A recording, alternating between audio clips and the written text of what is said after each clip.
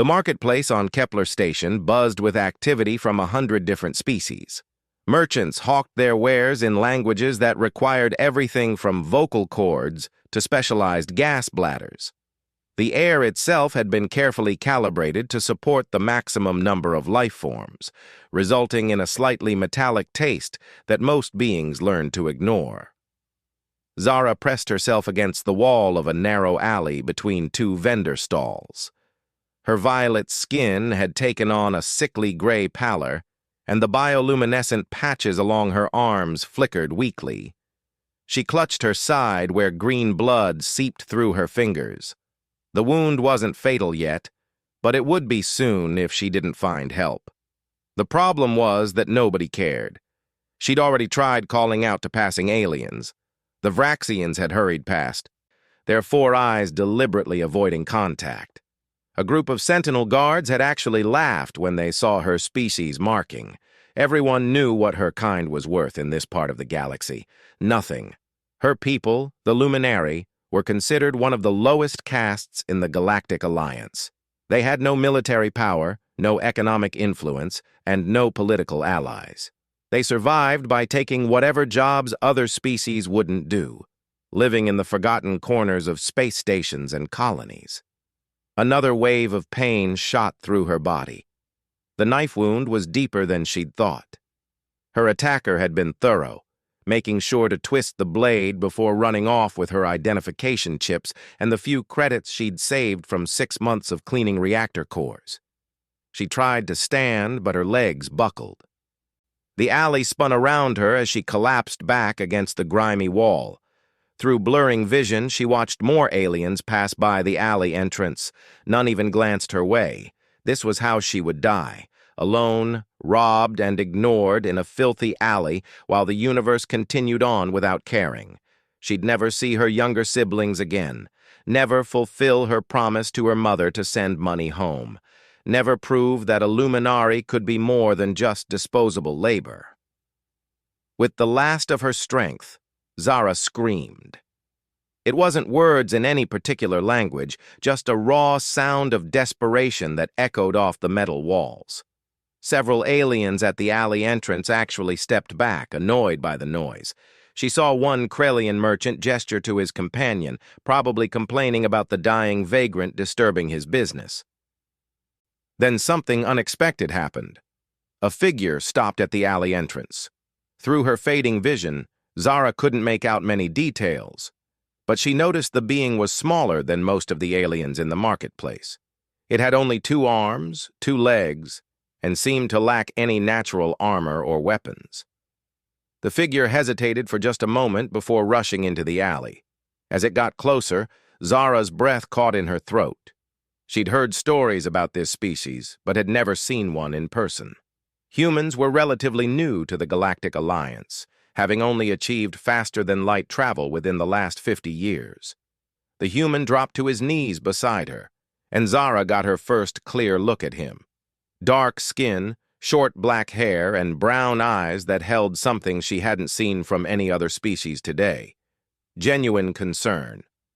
Hey, it's okay," the human said, his voice calm despite the urgency in his movements. He was already pulling items from a bag at his side. "I'm Marcus. I'm going to help you."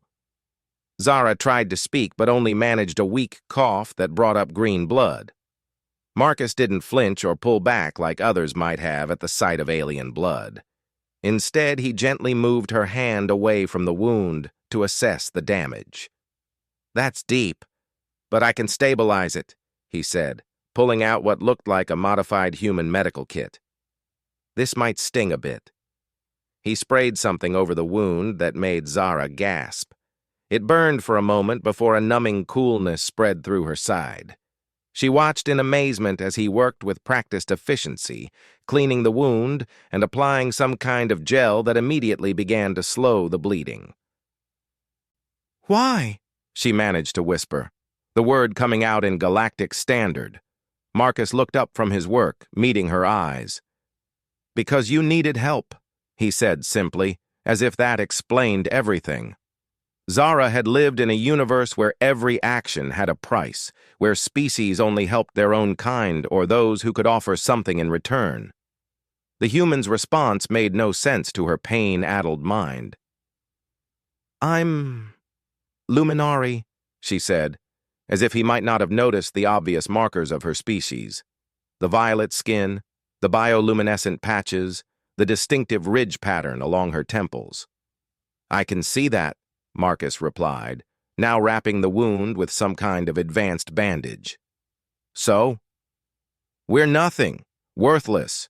Why waste supplies on—" "Stop," Marcus interrupted, his voice firm but kind. "Nobody is worthless. And these?" He gestured to his medical supplies. "They're meant to be used to help people. That's literally their only purpose." He finished with the bandage and helped her sit up more comfortably against the wall. The pain had reduced to a dull throb, and Zara could feel strength returning to her limbs. Whatever was in that gel was far more advanced than anything she'd seen in the free clinics.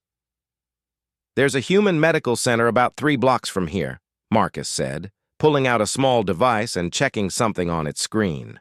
"They'll treat you properly, no questions asked about payment or species. Can you walk if I help you?" Zara stared at him, still trying to process what was happening. "Your medical centers treat anyone?" "Of course. That's what medical centers are for." He seemed genuinely puzzled by her surprise. "Look, I know different species do things differently, but humans have this thing about helping people who need it. It's kind of hardwired into us." He stood and offered her his hand. Zara noticed more aliens had gathered at the alley entrance, watching with a mixture of curiosity and disbelief.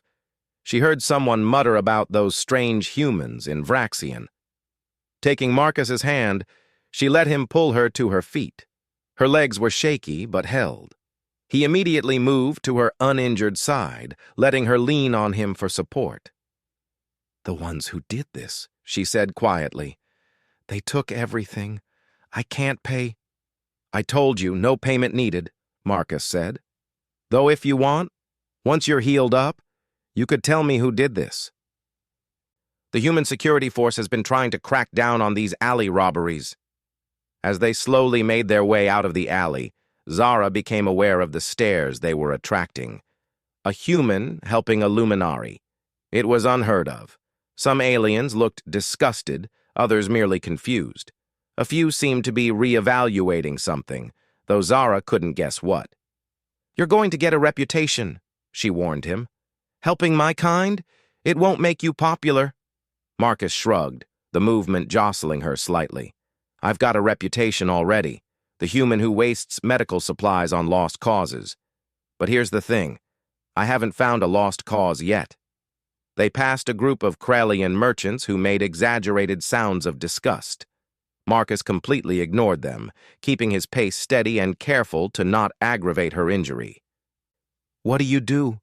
Zara asked, trying to distract herself from both the pain and the stares. "Are you a doctor?" "Paramedic," Marcus replied. "It's like a doctor but for emergencies. I work with the station's emergency response team. Technically, I'm off duty right now, but—" He gestured vaguely with his free hand. "Can't really turn it off, you know." They turned a corner, and Zara could see the medical center up ahead. The building stood out with its clean white walls and the universal medical symbol displayed prominently. A few beings sat in the waiting area, visible through the transparent doors. "I've never been in there," Zara admitted. "Always seemed like it was for others." "Well, today that changes," Marcus said firmly, "and spread the word to other luminari. The human medical staff doesn't care about species or status. If you're hurt, you get treated. That's the rule." As they approached the entrance, the doors slid open automatically. The receptionist, another human with pale skin and red hair, looked up from her desk.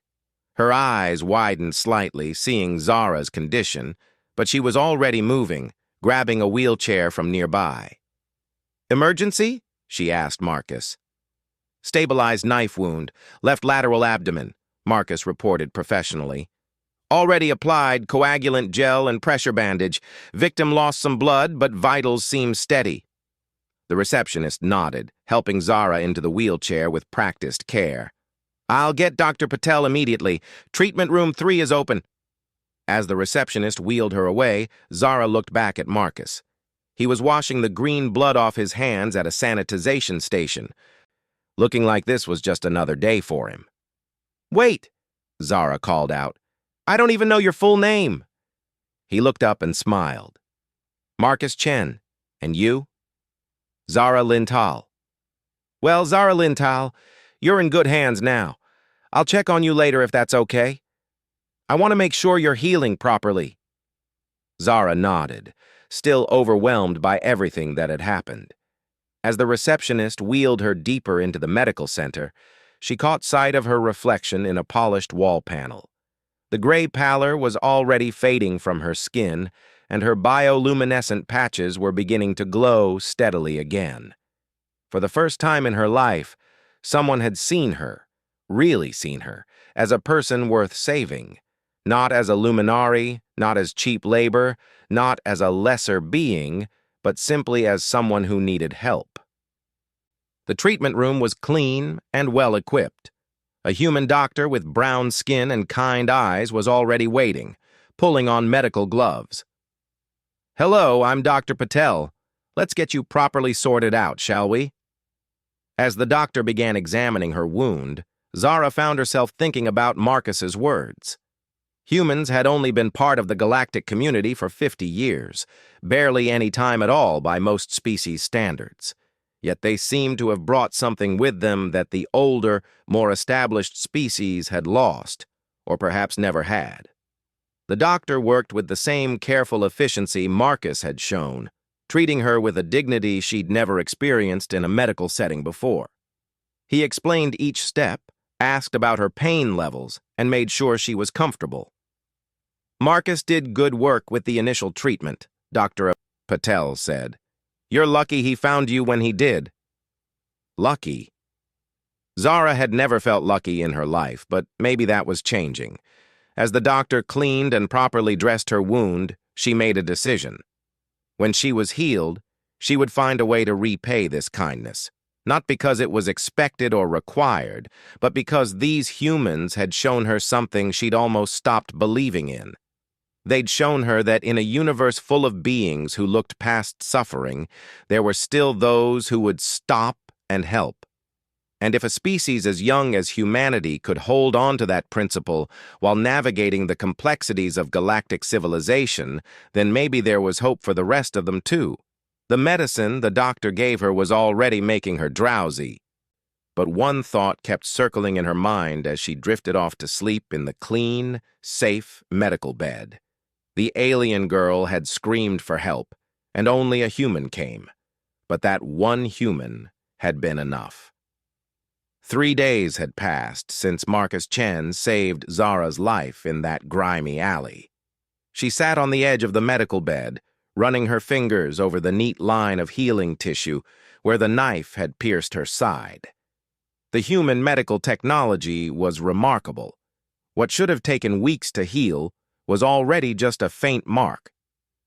Dr. Patel entered the room with a tablet in his hand, smiling when he saw her sitting up. Good morning, Zara. How are you feeling today? Much better, she replied, still amazed at how these humans remembered and used her name rather than just referring to her by a patient number. The pain is completely gone. Excellent. The scans show you're healing perfectly. I'm clearing you for discharge today. He paused, his expression becoming more serious. Do you have somewhere safe to go? Zara nodded slowly. She had a small quarters in the lower levels of the station, though safe was a relative term in those areas. I have a place. Good. Now, Marcus asked me to give you this. The doctor handed her a small card. It's his contact information and the direct line to human security.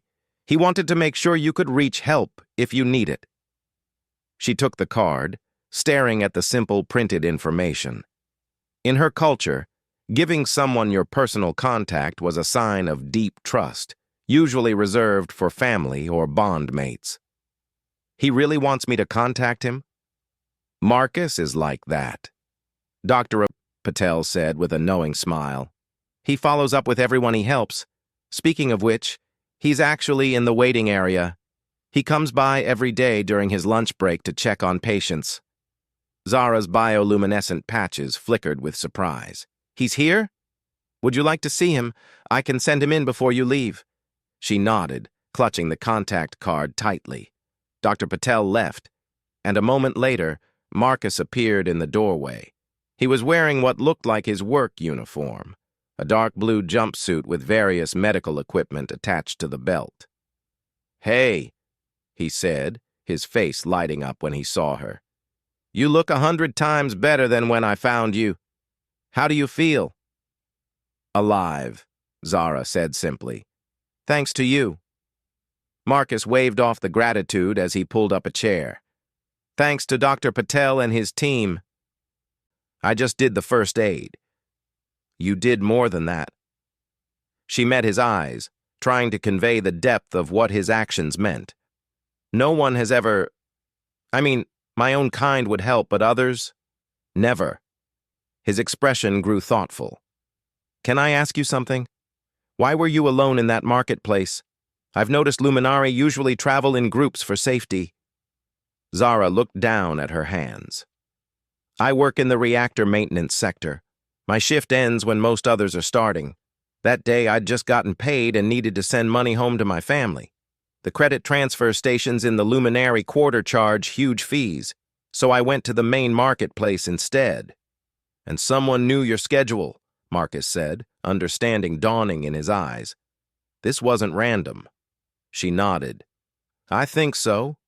They knew exactly when I'd be there. Knew I'd have credits."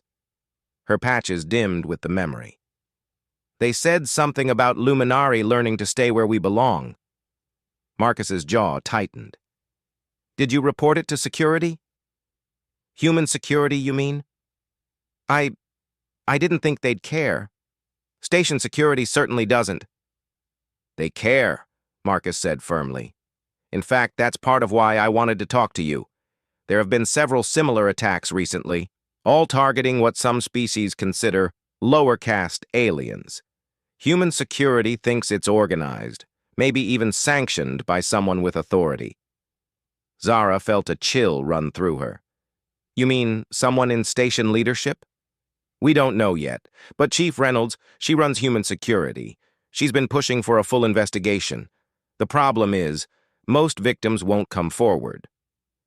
They don't trust that anyone will help them."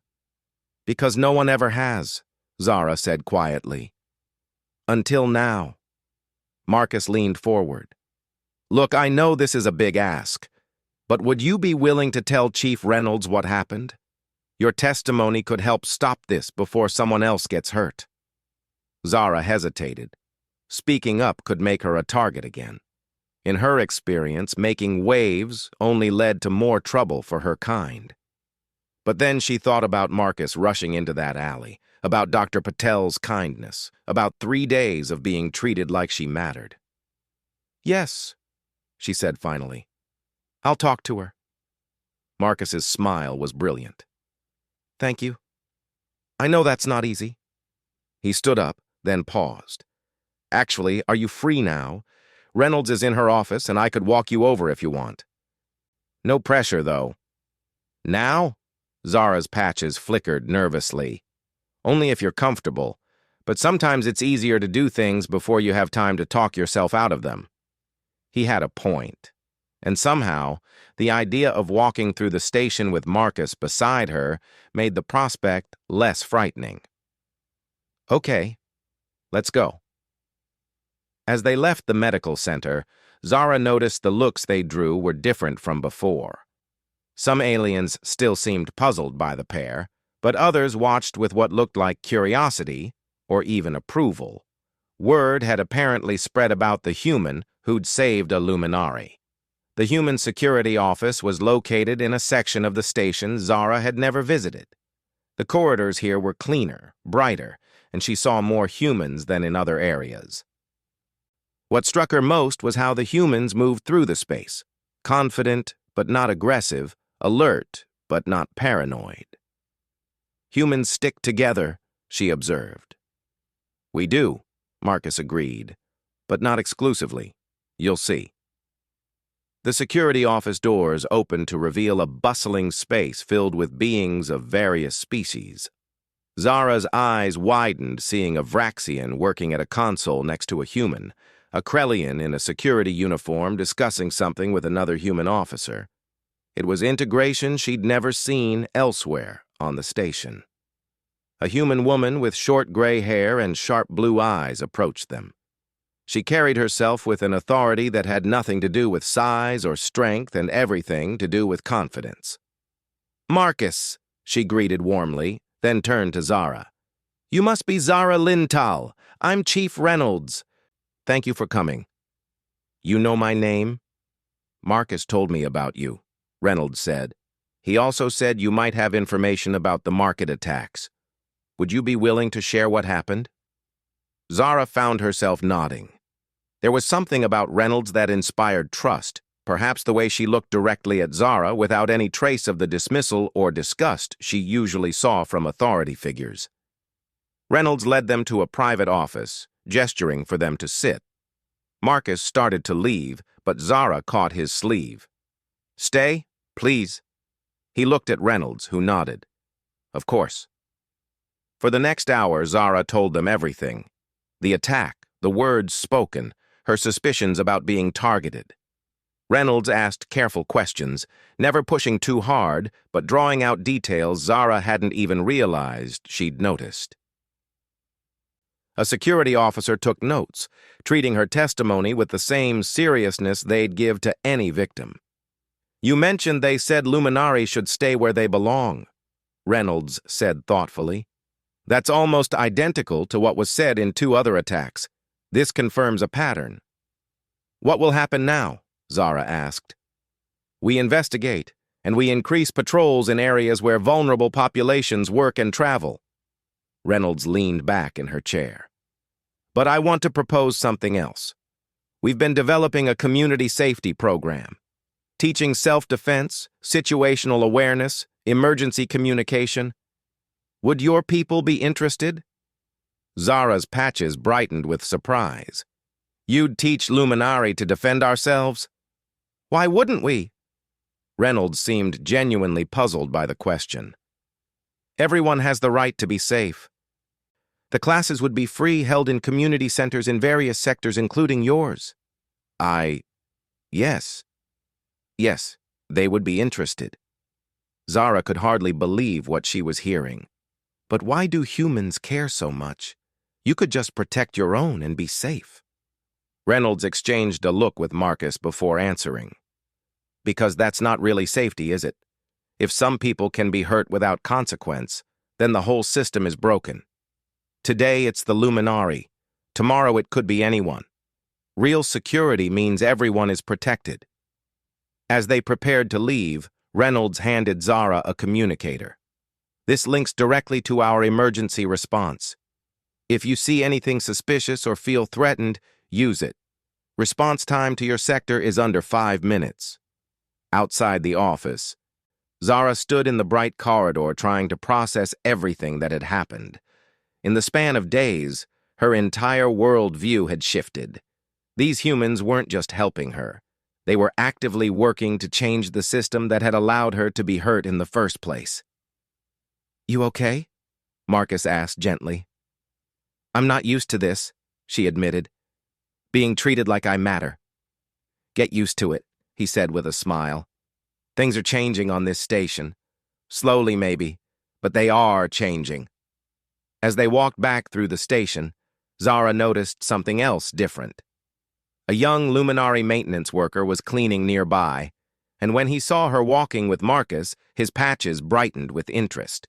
She saw him notice the medical center discharge band on her wrist, saw his eyes widen with realization. "Is it true?" he asked in their native language, clearly nervous about approaching. "The humans really helped you?" "Yes," Zara replied, also in Luminari. "They saved my life, and they're offering to help all of us." The young worker's patches pulsed with excitement. "My sister is sick. We haven't been able to afford—" "Take her to the Human Medical Center," Zara said firmly. "They'll help her. No payment required."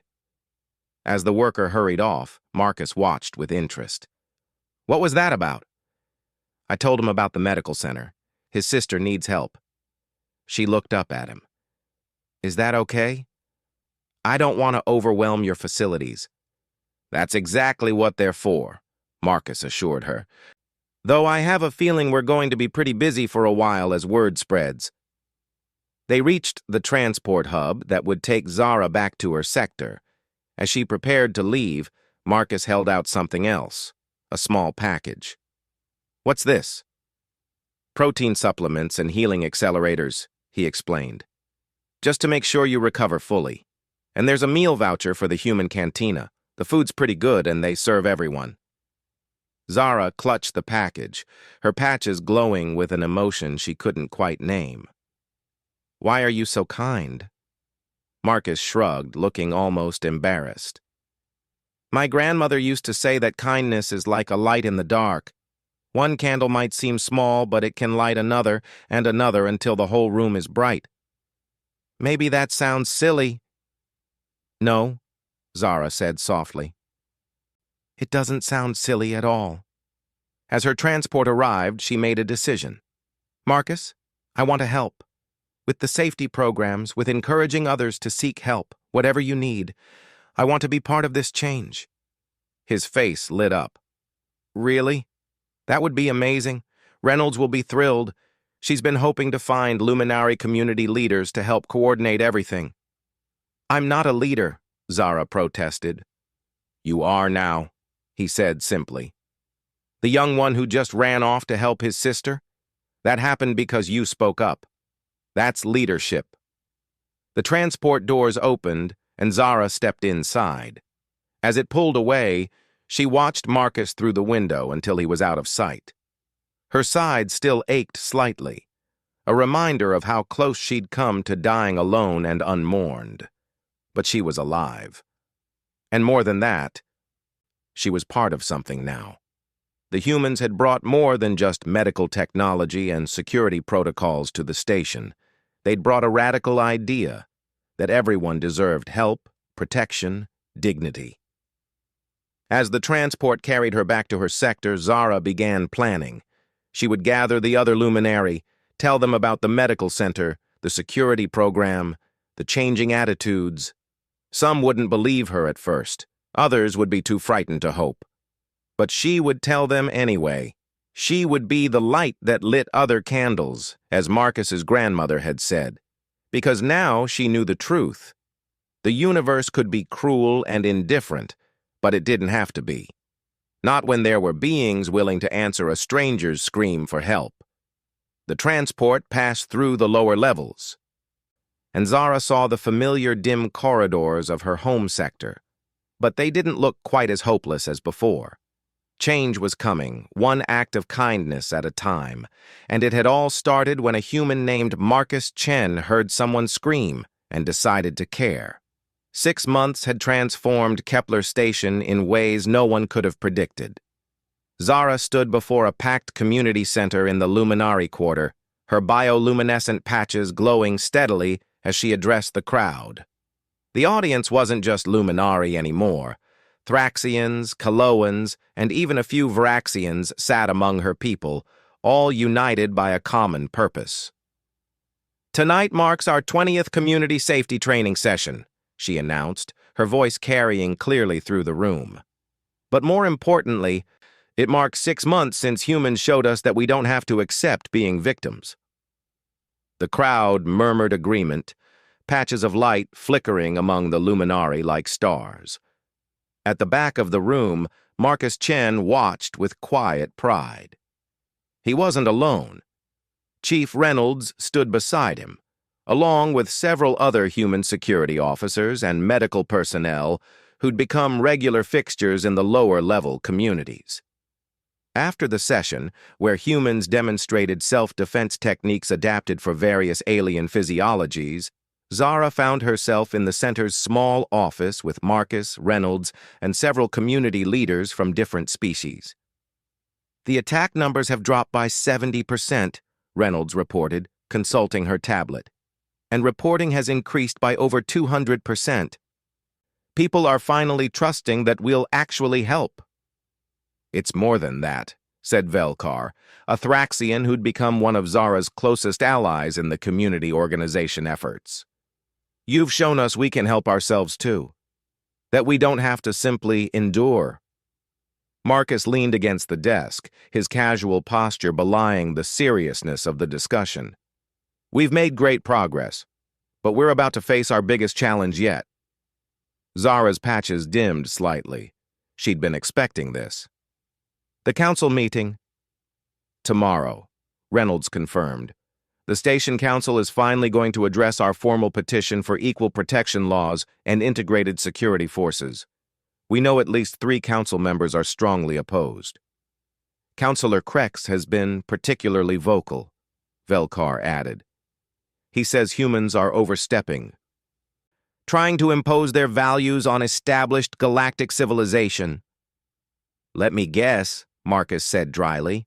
"The same councillor who owns interests in companies that profit from cheap luminary labor?" "Among others," Zara confirmed.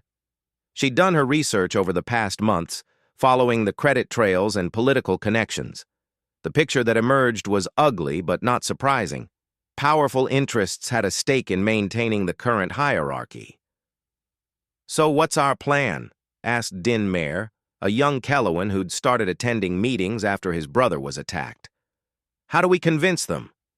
Reynolds stood, her bearing shifting into what Zara had come to think of as her command mode. "We don't convince them. We show them the reality of public opinion. The petition has over 50,000 signatures from 30 different species. The medical center has treated thousands who would have died without care. The safety programs have brought communities together across species lines.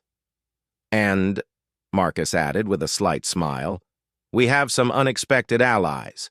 Several merchant guilds have noticed that safer lower levels mean more productive workers and better business. Economics might succeed where morality hasn't." The meeting continued late into the night, strategizing for the council session. As others filed out, Zara found herself alone with Marcus, helping to stack chairs and clean up. "Nervous about tomorrow?" he asked. "Terrified," she admitted. 6 months ago, I was nobody. Now I'm supposed to speak before the station council?" "You were never nobody," Marcus said firmly. "You just needed a chance to show it." They worked in comfortable silence for a few minutes before Zara spoke again. "Can I ask you something? That day in the alley, were you scared? When you saw me, an alien covered in blood in a dangerous part of the station?"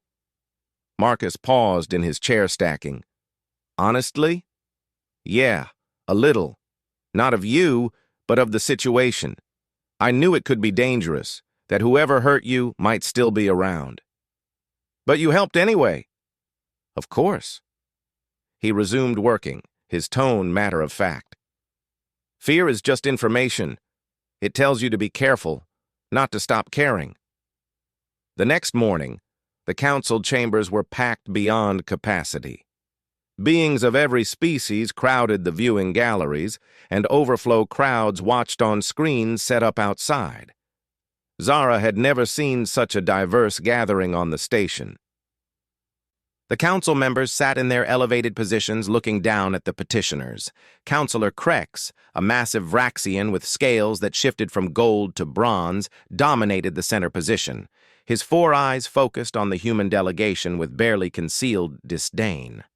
Reynolds presented their case with military precision, laying out statistics, testimonies, and proposed policy changes.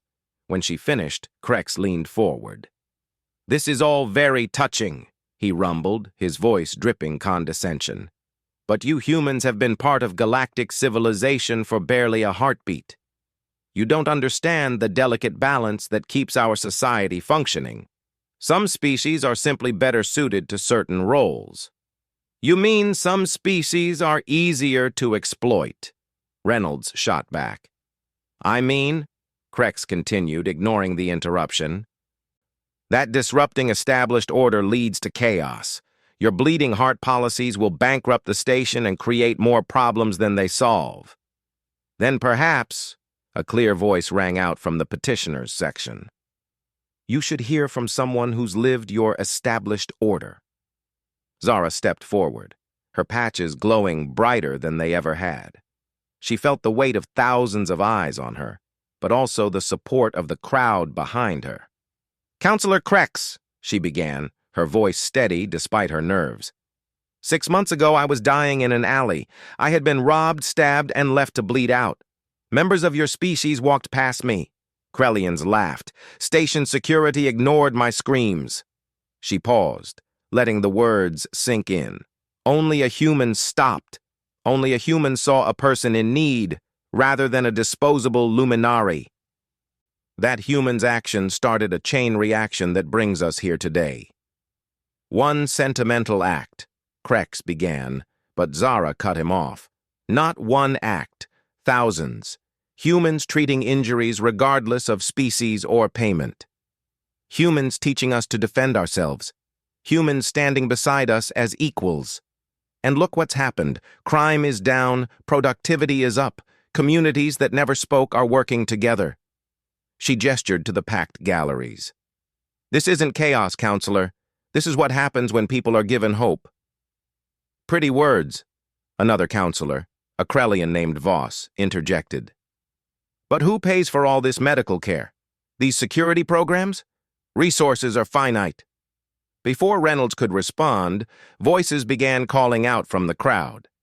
A Thraxian merchant stood up. I'll pay. The human policies have made my workers healthier and more productive. It's good business. A Kalawan factory owner joined him. My facility hasn't had a security incident in 3 months. I'm saving more on theft prevention than the program's cost. More and more beings stood, pledging support. The council members looked increasingly uncomfortable as it became clear that this wasn't just a human initiative anymore. It had become a station-wide movement. But the real shock came when Security Chief Thraknall, the station's senior Vraxian security officer, stepped forward. I request permission to address the council. Krex's scales shifted to an angry red. You were not scheduled.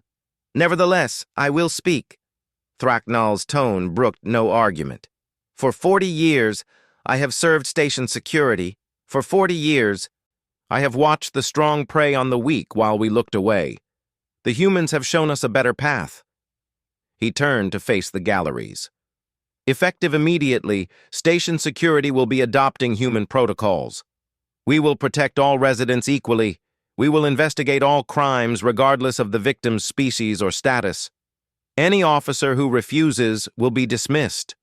The chambers erupted. Krex pounded his gavel, demanding order, but the tide had turned. One by one, other council members began indicating their support for the petition. Economic arguments, moral awakening, or simple political calculation, the motivations varied, but the result was the same. When the vote was finally called, it passed by a significant margin. Equal protection laws would be implemented. Integrated security and medical services would be funded. The old hierarchy that had kept some species in perpetual servitude was officially ended. As the crowd celebrated, Zara found herself swept into embrace after embrace. Luminari, who had hidden in shadows for generations, wept openly. Other species who had suffered similar discrimination pressed forward to thank her. Through it all, she kept looking for one face. She finally spotted Marcus near the exit, characteristically avoiding the spotlight. She pushed through the crowd to reach him. We did it, she said, her patches pulsing with joy. You did it, he corrected. That speech was incredible. I meant what I said. None of this would have happened without you. Marcus shrugged, but she could see he was moved. I just did what anyone should have done. But you're the one who actually did it. She placed a hand on his arm, feeling the warmth through his uniform. My people have a saying, "The river changes course one pebble at a time." You were the first pebble. Chief Reynolds appeared beside them, a rare, wide smile on her face. Outstanding work, both of you. But this is just the beginning. Implementation is going to be the real challenge. We'll be ready, Zara said confidently. 6 months ago, such certainty would have been impossible. Now, surrounded by allies from a dozen species, she knew they could face whatever came next. Over the following weeks, the station transformed. Mixed species security patrols became common sights. Medical centers opened in every sector. Community centers that had once served single species became gathering places for all. There was resistance, of course. Some businesses complained about new regulations. Some individuals clung to old prejudices. But the momentum of change was unstoppable. Zara often worked late into the night, coordinating between communities and helping implement new policies. On one such evening, she found Marcus in the Human Medical Center, finishing his shift. "Buy you dinner?" she offered. "The Luminary Quarter has a new restaurant. They serve everyone now." As they walked through the station, Zara marveled at the changes. Streets that had once been dangerous after dark now bustled with activity. Different species mingled freely, their children playing together in ways that would have been unthinkable before. "Do you ever think about that day?" she asked as they settled into the restaurant. "What would have happened if you'd kept walking?" "I try not to," Marcus admitted. "But honestly, I think someone else would have helped eventually. The potential for change was always here. It just needed a spark." "Maybe," Zara said, "but I'm glad it was you." They ate in comfortable companionship, discussing plans for new programs and sharing stories from their respective work. Around them, the restaurant hummed with conversation in a dozen languages, proof of how far they'd come. Later, as they prepared to part ways, Marcus pulled out a small device. "I have something for you. Consider it a 6-month anniversary gift." Zara took the device, recognizing it as an advanced medical scanner. "Marcus, these are expensive." "And now you're trained to use it," he said. "You've been taking the paramedic courses, haven't you?" "This makes you official. Auxiliary Emergency Responder for the Luminary Quarter." Her patches glowed so brightly they cast shadows. "You mean I can help people the way I helped you?" "Yes." His smile was warm, though hopefully with less dramatic circumstances. As Zara walked home, the scanner clipped to her belt. She thought about the strange turns life could take. 6 months ago, she had screamed for help in an alley, certain she would die alone and forgotten. Now she carried the tools to answer someone else's cry for help. The next morning brought news that spread through the station like wildfire. The Galactic Alliance had taken notice of Kepler Station's reforms. Representatives were coming to study what they called the human model of integration and equal protection. "We're going to be an example for the whole galaxy," Reynolds told the assembled community leaders. "Other stations, other worlds, they'll be watching to see if this works." "No pressure," someone joked, earning nervous laughter. But Zara wasn't nervous anymore. They had built something stronger than laws or policies. They had built connections between species, bridges of understanding and mutual support. They had proven that change was possible. That evening, she was walking through the market sector when she heard it, a cry for help from a nearby alley. Without hesitation, she ran toward the sound, medical scanner already in hand. She found a young Vraxian collapsed against a wall, clutching his arm. Despite everything, some old part of her hesitated. Vraxians had been among her people's worst tormentors. Then she remembered Marcus's words. "Fear is just information. It tells you to be careful, not to stop caring." "I'm here to help," she said, dropping beside the injured youth. "You're going to be okay." As she worked, using skills Marcus and the other humans had taught her, a crowd gathered. She heard whispers. Illuminari helping a Vraxian? Look how her patches glow. Things really have changed. The youth's friends arrived, larger Vraxians who might have been intimidating once.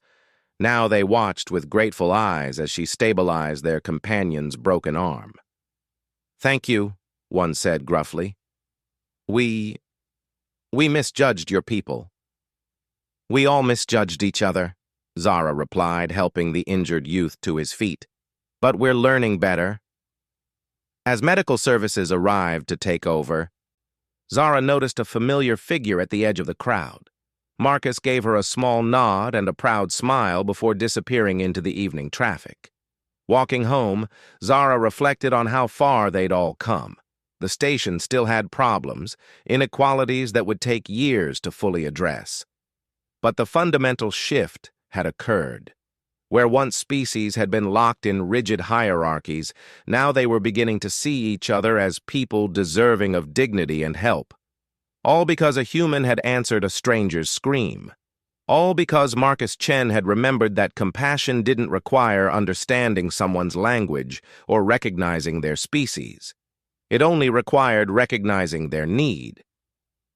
The stars outside the station windows looked the same as they had 6 months ago, but Kepler Station itself had become something new.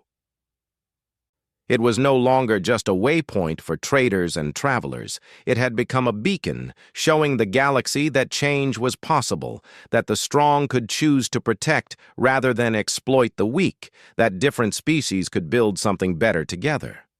And in the Luminari Quarter, in a small apartment where she'd once counted each credit and feared each day, Zara Lintal looked at her emergency responder certification on the wall and smiled. Tomorrow would bring new challenges, new opportunities to help. She was ready.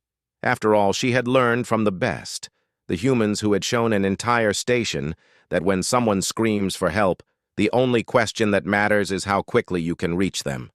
The alien girl had screamed for help, and only a human came. But that human's actions had echoed across the stars, teaching a whole civilization the power of simply choosing to care.